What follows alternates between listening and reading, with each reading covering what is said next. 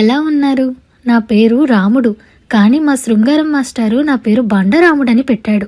ఆయన suit boot వేసుకుని నేను 2వ క్లాసులోకి అడుగు పెట్టగానే వచ్చాడు.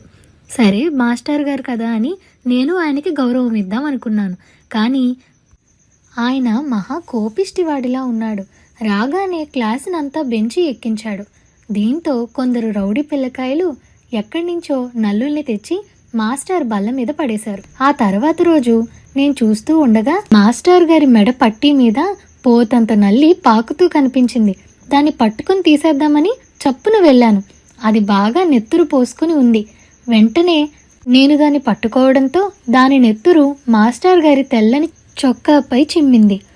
మాస్టారు వెంటనే జేబులో నుంచి చిన్న అద్దం తీసి చూసుకున్నాడు. అద్దంలో ఆయనకు నెత్తురు మరక కనిపించింది. వెంటనే బెత్తంతో మాస్టారు నా వీపు మీద టపాటపా వాయించేశాడు. నన్నెందుకండి కొడతారు?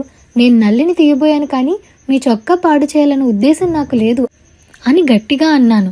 నోరు తెరిచినందుకు మరో 2 దెబ్బలు కొసరు వడ్డించి మాస్టర్ నన్ను క్లాస్లో నుంచి బయటకు పంపించేశారు. నేను ఊరుకుంటానా? నేరుగా హెడ్ మాస్టర్ దగ్గరికి వెళ్ళాను. జరిగిందంతా ఆయనతో చెప్పాను. అంతా విని ఆయన నన్ను క్లాస్కి తిరిగి వెళ్ళమన్నారు. ఈ లోపుగా ప్యూన్ వచ్చి హెడ్ మాస్టర్ రమ్మంటున్నారని శృంగారం మాస్టర్తో చెప్పారు. ఆయన హెడ్ మాస్టర్ దగ్గరికి వెళ్ళొచ్చిన తర్వాత ఆయన నన్ను బయటికి వెళ్ళమనలేదు. ఇది జరిగినప్పటి నుంచి నా క్లాస్లో 0 మార్కులే. ఎంత కష్టపడి చదివినా, ఎంత కష్టపడి లెక్కలు చేసినా క్లాస్లో 0 తప్పలేదు.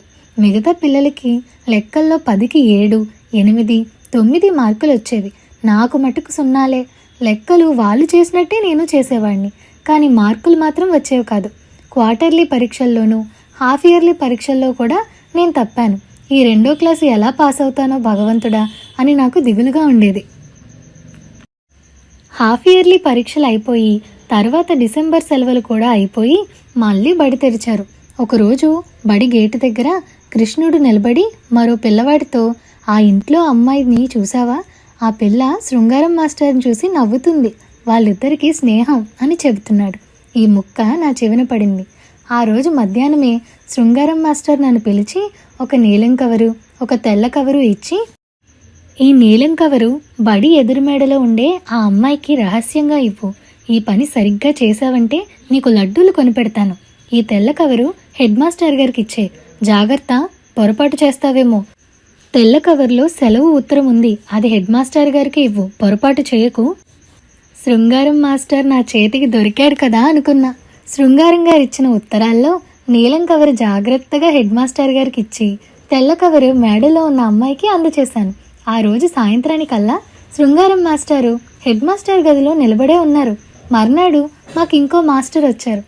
ఏదో విధంగా 2వ క్లాస్ పాస్ కాగలిగా మీ దయ వల్ల. ఇదండి ఇవాల్టి కథ. ఈ కథ మీకు ఎలా అనిపించిందో మాకు కామెంట్ సెక్షన్లో చెప్పండి. అలాగే ఇలాంటి మరిన్ని వీడియోల కోసం ప్రియా స్టోరీస్ తెలుగు ఛానల్కి ఇప్పుడే సబ్స్క్రైబ్ చేయండి. Thank you for watching.